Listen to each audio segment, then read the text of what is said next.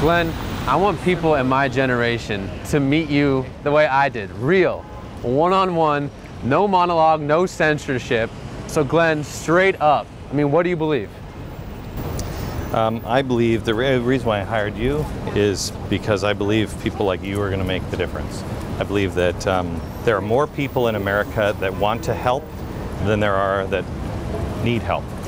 And we're creating a system that is having everybody go through a filter, and that's not it. It's one-on-one. It's just people that want to do something, want to make a difference. Everybody understands YouTube. Everybody understands iTunes.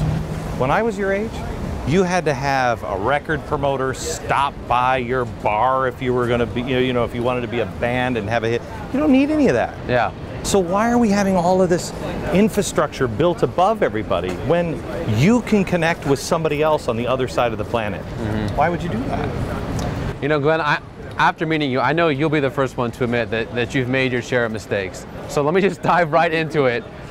How have you messed up? In almost every way you possibly could. I mean, I screwed my life up so much up until the 90s. Completely screwed my life up. Raging alcoholic, jerk. Lost my family, everything. In the last 10 years, I've really tried. But we're in a country that is so full of lies and so full of politics. I mean, ask the average person, am I a Republican? The average person will say, yes, absolutely. I hate them. I think that's something that our generation wants to know, you know? I don't know how to say, I mean, I hate them.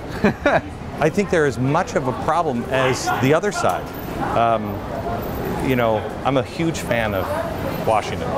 And Washington warned us, everything that's happening is happening now. And the main thing he warned us, the parties are going to destroy you. Don't do the parties. So what are we doing? But no matter what happens, if you speak out in today's world, you're either a Republican or a Democrat. Yep. How about just being real?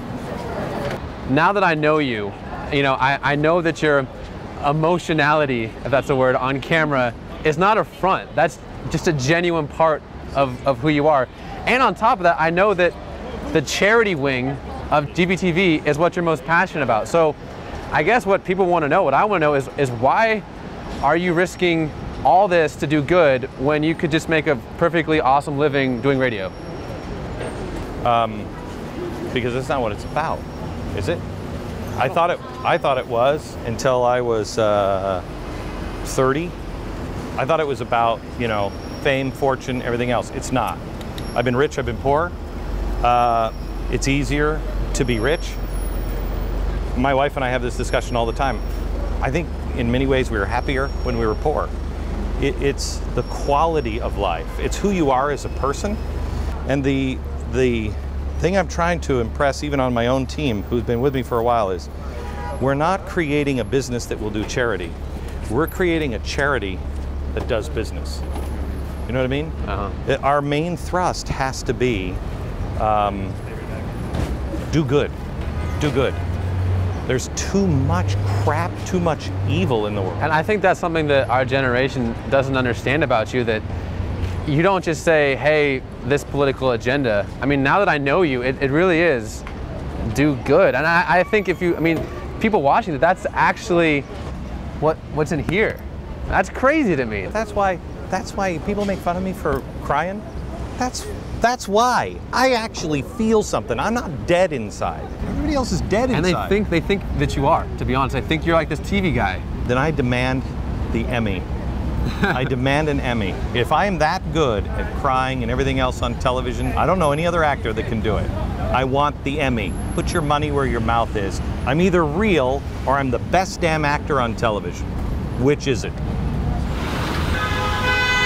Now, Glenn, I'm going to be honest. If this was just about a political agenda, I wouldn't be here, right? Mm-hmm. And you know that my heart... I wouldn't have hired you if I thought you had a political agenda. Exactly. And my heart is overwhelmed by the injustices in this country and the world. So my question is to you, with all due respect, what do you say to people of my generation that honestly think you're just a fearmonger? I don't really care. I mean, I really don't care about what people think about me. I don't care. What are you passionate about? What are you passionate about? Injustices? It's great.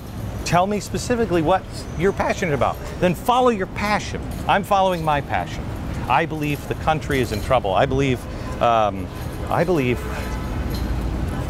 honestly, I think we're in, I hate to be called a fearmonger. I think we are in the most danger. Freedom. I am absolutely a guy who stood against Mubarak and said, are you out of your mind? The enemy of my enemy is not my friend. Ghost planes. We're picking people up in the middle of the night and we're saying, hey, talk to us or we're going to drop you off over in Egypt. That's insane. That's what's causing all of these problems, is we are sitting here looking at picking people up and expecting them, when we march in, to say, oh, the Americans are here. The Americans just put him on a ghost plane and now he's in the prison with Mubarak's people torturing him. They don't understand that.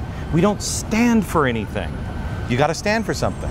So we're in trouble if you don't start standing. I don't care what you think of me. I'm trying to do what I think is right. Piggybacking off of that, lastly, Glenn, how do people in my generation get involved? And what I'm most stoked about this whole GBTV thing is that it's not just about Glenn Beck, it's about people my age participating. So bluntly, how do kids my age participate in this movement that we're trying to start here? I really believe that life is just about puzzle pieces.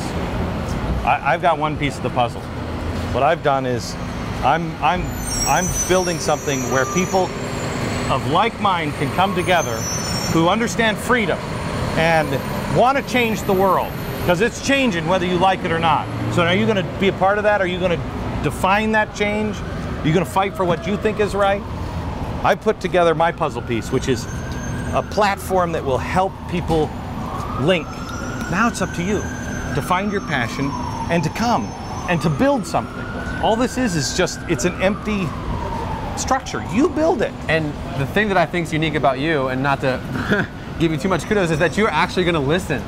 That if a kid came up to you, I would talk about the original document. That, I think, more than anything, is what fires me up about you, is that you actually listen. What we did on the original argument was, I mean it when I say somebody should do this. I'm busy. I'm doing as much as I possibly can. There are things that I think are important. There are things that you think are important. Great, let's combine forces. I said on the air, hey, you know what should happen is somebody should rewrite the Federalist Papers. A guy in college went and rewrote them, brought them to us. We went then to the biggest scholars all in the country. Make sure, is this right? Are these translations right? We added some work to it. This week, it took him about 6 months to be able to get in touch with me. He gave up, almost gave up entirely of ever getting that document to me. He did this week. We found out yesterday he's a #1 New York Times bestseller. So Glenn, I mean, these are my peeps at colleges on the other end of that camera. I mean, I know you, but last and what do you want to tell them, you know? Make a difference. Make a difference. Stop being convinced that you have to go through somebody else. Stop being convinced that you have to play by the rules of the game. There are rules of the game. I say the Big Ten.